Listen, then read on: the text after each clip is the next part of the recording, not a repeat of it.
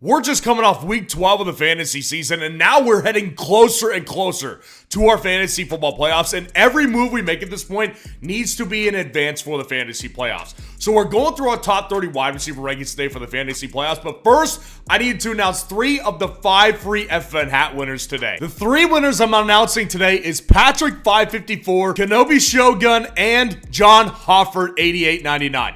Congratulations, y'all have won 3 FN hats. Just email me at footballfanalystnetwork@gmail.com. And there's still 2 winners to be announced later on today's video, so stay tuned for that. And I'll be giving away 5 more free FN hats for when I hit 19,000 subscribers. And the way to qualify to get one is to go down there, drop a like on this video, and subscribe to the channel to show your support. And give me your hottest take for week 13 fantasy football. So getting into our first tier right here, I've got Nico Collins and Jamar Chase right here at 1 and 2. Now, obviously, there's going to be some discussions about why Nico Collins is above Jamar Chase. When you've got Nico Collins, who's averaging basically 3 less fantasy points per game than Jamar Chase. Here it comes down to schedule right here. With Jamar Chase, let's just address something that I've been talking about for a little bit, and I'm not trying to take these games away from Jamar Chase, but let's just do it just for fun. The Ravens games, both of those games, if you take both of those games out in a half PPR format, you're taking away in excess of 80 fantasy points.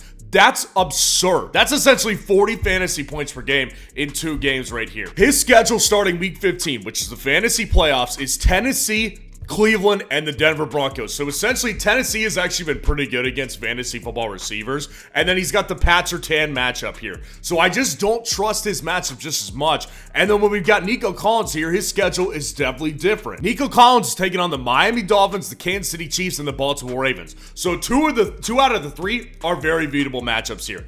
Again, we're splitting hairs here. These are top 2 guys for a reason. They're both going to be fantastic in fantasy football, but I slightly prefer Nico Collins when we split the 2 hairs. And then Amon-Ra St. Brown and A.J. Brown are at number 3 and 4, rounding out the tier. So with Amon-Ra St. Brown, obviously what we can get from Amon-Ra St. Brown on a weekly basis is that he's going to be the leading target in Detroit. Now in week 12, he did not get in the end zone again, which is the first time in like the past 2 months that he hasn't gotten in the end zone, but he is still obviously going to be averaging around, 7 to 10 targets per game for you on a weekly basis. And then when we've got someone like an A.J. Brown, it's kind of the same deal, except he's just more prone to being a little bit more inconsistent, I believe, whenever Devonta Smith is there. Like, he just had a game without Devonta Smith where he went kind of nuclear. That's okay, because sometimes that will happen even with Devonta Smith, but there will be some times where he doesn't do that with Devonta Smith. So I slightly prefer, again, splitting hairs here, Amon-Ra St. Brown over A.J. Brown, just because of a consistency factor. When I factor in what we're going to enter in the playoffs here, I'd rather have the consistent guy who can hit the big ceiling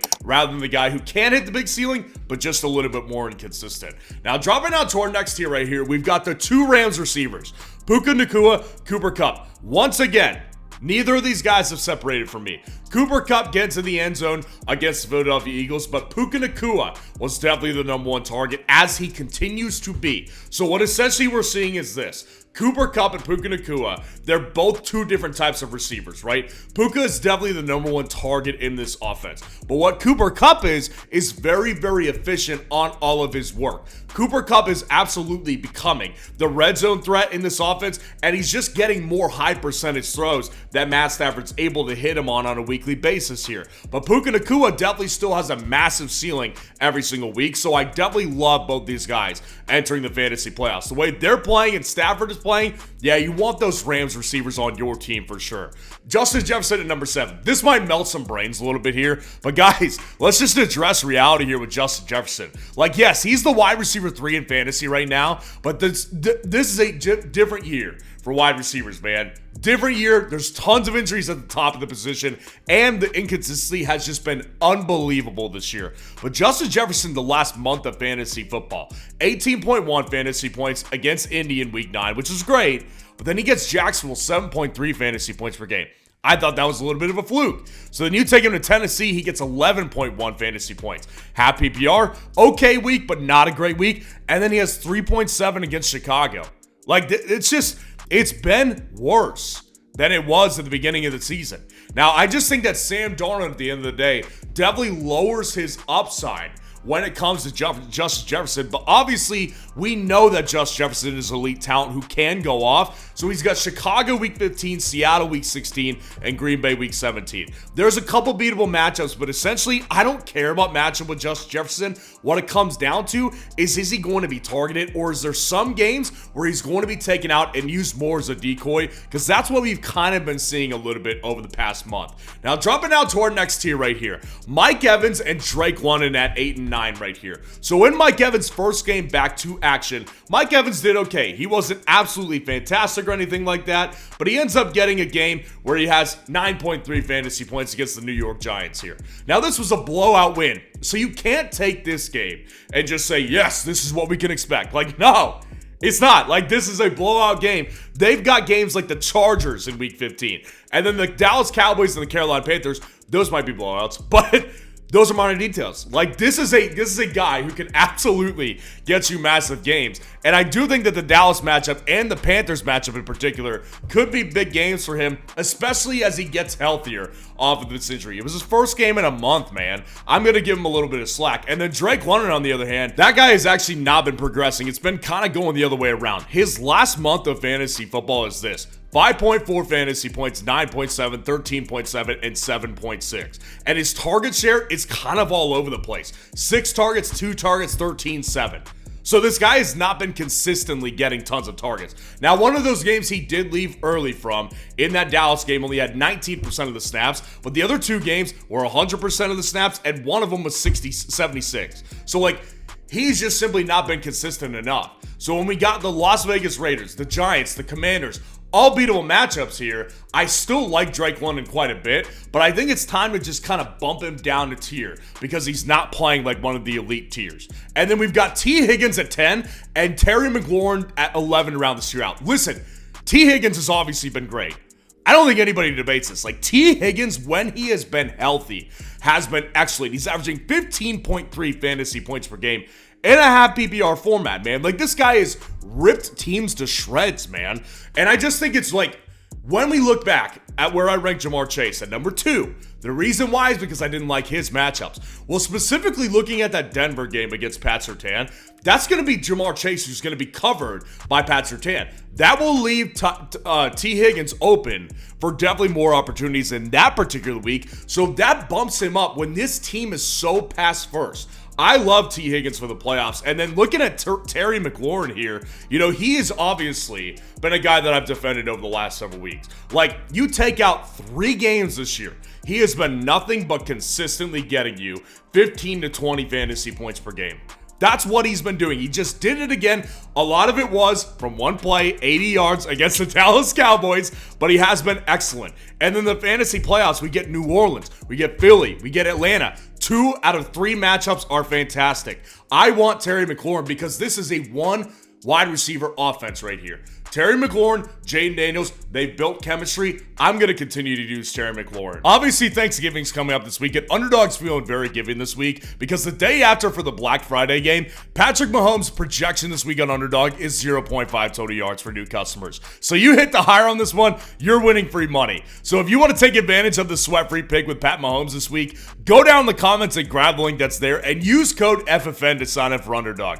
When you sign up for Underdog and hit the higher on the sweat-free pick for Mahomes this week, they will match your first deposit 50% up to $1,000 in bonus cash. Now, dropping down to our next tier right here, Jawan Jennings at 12 and DK Metcalf and Jack Smith-Njigba at 13 and 14. Now, listen, with Jawan Jennings, obviously, there's going to be some recency bias. Like, he didn't have his best game, but remember this. If you're watching this several days from actually when it was released on Monday after the Week 12 games, Brock Purdy did not play versus the Green Bay Packers here. Now, I don't know if Brock Purdy is going to miss the next 2 games or next 3 games.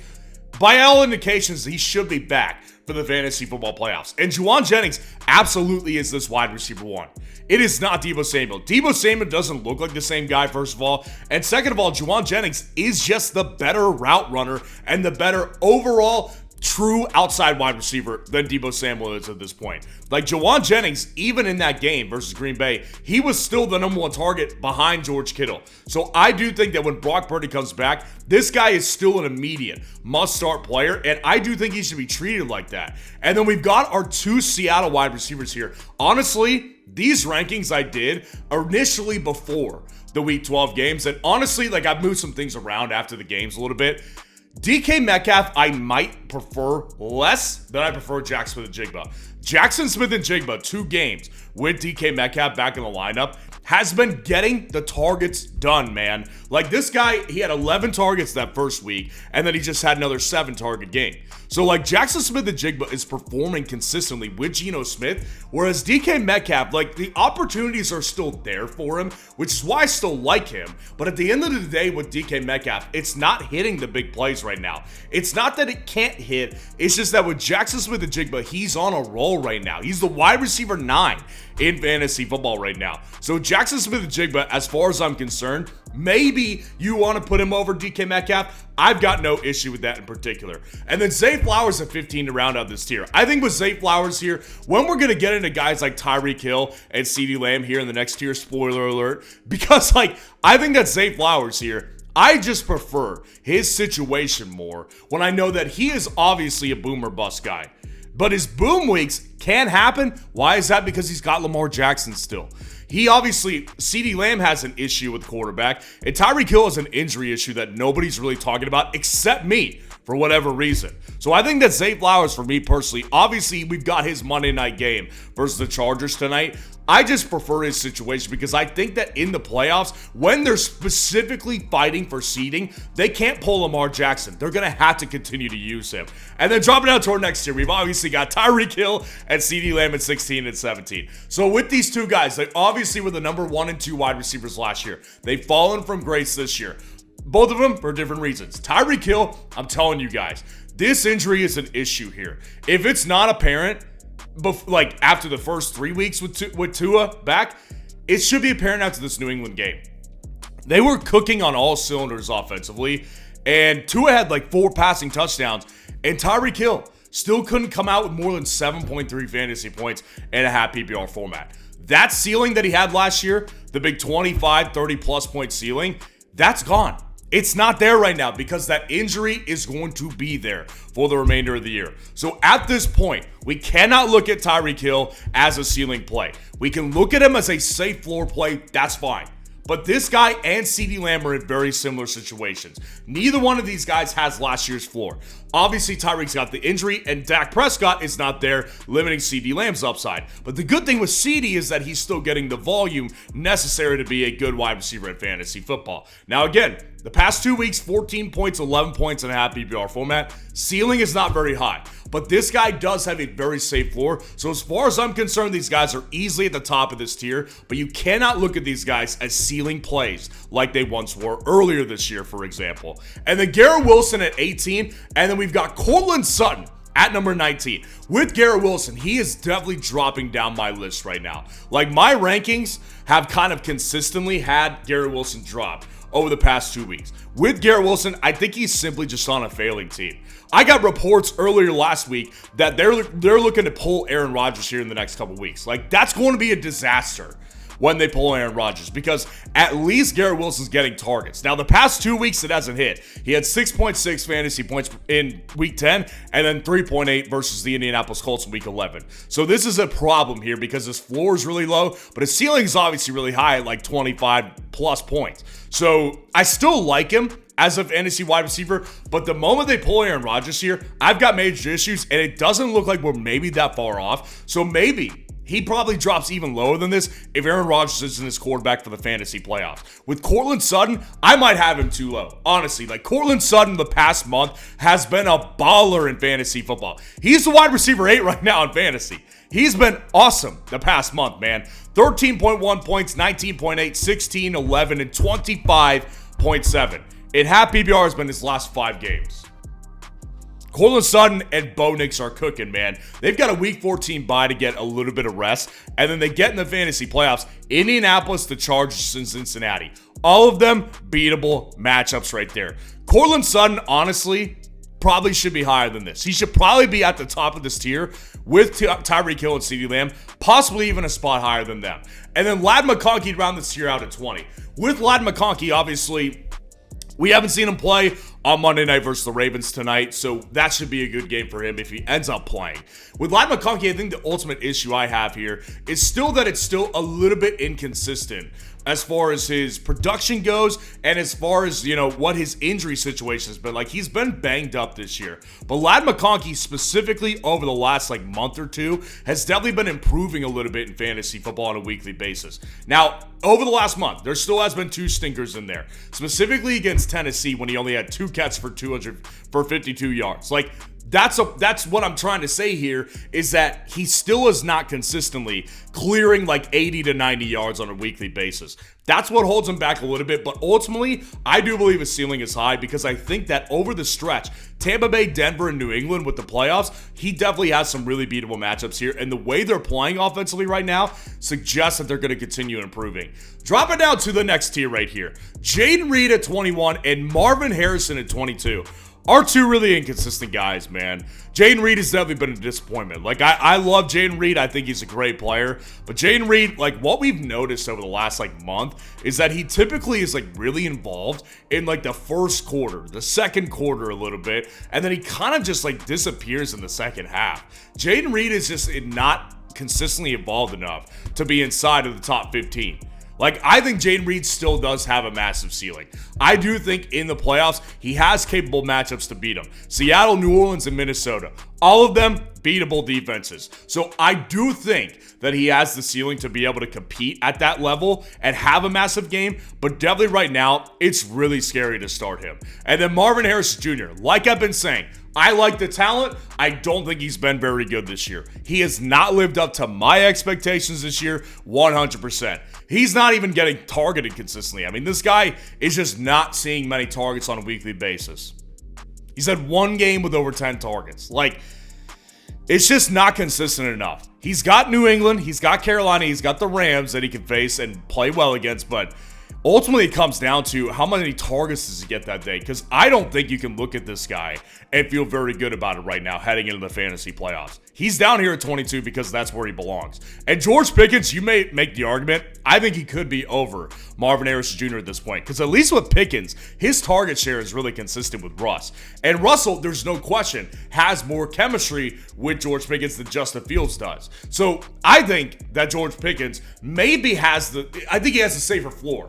I think that's what I'll say. Marvin has the higher ceiling than Pickens does, but George Pickens definitely has a safer floor than Marvin Harrison Jr. does. So with George Pickens here, he gets Philly, he gets Baltimore, he gets Kansas City. 2 out of 3 tougher matchups. That's why he's a little bit lower ranked than Marvin Harrison Jr., for example, but I still do think that the consistency with Russell Wilson is still there with George Pickens, so that's why he still is inside the top 25. And then Darnell Mooney and Devonta Smith to round up this tier. Now, both these guys are dealing with injury. We'll see what ends up happening. I don't expect them to be out for the fantasy playoffs. But with these 2 guys here, Darnell Mooney is definitely the guy that you would want out of these 2. I think it's pretty clear. Darnell Mooney has the higher ceiling and honestly the higher floor as well. With Darnell Mooney, I still think his matchups are good that weekend, that 3 weeks as well. Las Vegas, New York, and the Washington Commanders. Those are all very beatable matchups right there for wide receivers in fantasy. And just seeing what he's been able to do with Kirk Cousins, it's just been a treat. It's a safe floor and a really high ceiling. Now, Devonta Smith definitely has a high ceiling as well, but not nearly as safe of a floor in fantasy football. And his matchups, Pittsburgh, Washington, Dallas. 2 out of the 3, really good. Pittsburgh is definitely a tougher one for sure. So with Devonta Smith, I think it just is kind of a coin flip, and it's never easy to predict with him when he's able to do it in fantasy football, but I do think that his matchups definitely suggest that he could have a good, specifically, last 2 weeks of the fantasy playoffs. And then our last tier right here, DJ Moore climbs back in. DJ Moore, since Shane Waldron was fired, has been good.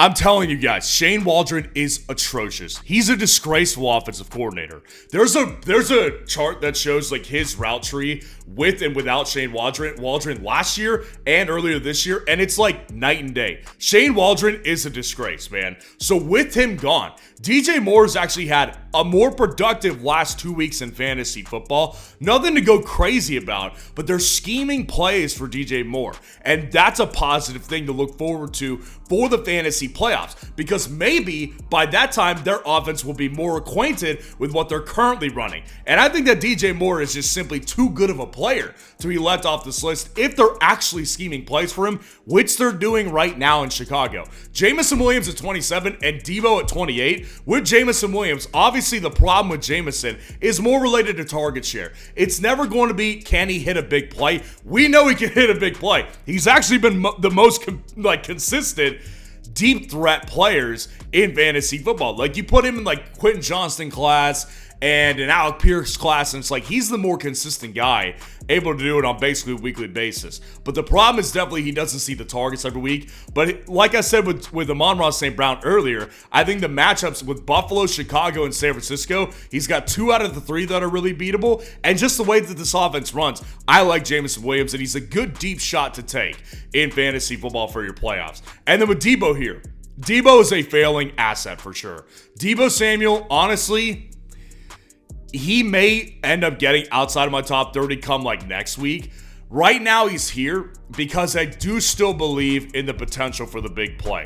Their matchups at the end of the year: Los Angeles, Miami, Detroit. One of those is really tough. The Los Angeles Rams matchup will be an interesting one to watch because it's a divisional game, and Miami's obviously beatable. Make no bones about this one. Deebo's floor is so low this year, and his ceiling has not been very high. So unless he can hit a ceiling game within the next week or two, he's dropping outside the top 30. And then to round it all out, Josh Downs and Jerry Jeudy. With Josh Downs here, he's just the number one with whoever's at quarterback. Anthony Richardson, Joe Flacco, doesn't matter. It's Josh Downs on a weekly basis here. So ultimately, like, it's not even a concern with matchup here. It's a concern with, can Anthony Richardson consistently be able to hit him? And I don't trust that. So I like the player Josh Downs is, and I like the target share, but just his floor in fantasy football, I think, is just lower with Anthony Richardson. And then with Jerry Jeudy, I think there's an argument to be made that he should be higher. Now, the reason he's down here lower, but first of all, I'm not a very big Jerry Jeudy fan, but those are my details. Jerry Jeudy, I still do believe Cedric Tillman will have a role in those last several weeks. Cedric Tillman has had a role with Jameis Winston. Last week in particular, in that Steelers snowy game, he got knocked out, basically. Like, he had a concussion in that game and he left early. So he's not irrelevant all of a sudden. He will still have a role. Jerry Jeudy definitely has been really good over the last 2 weeks, but he is still a very inconsistent player. So when we've got matchups like Kansas City, and then Cincinnati and Miami are definitely beatable, but Kansas City, that matchup when he takes on that secondary, that's not going to be a fun one to play him in. So let me know what your record is right now, and stay tuned for this afternoon's rest of season ranking video.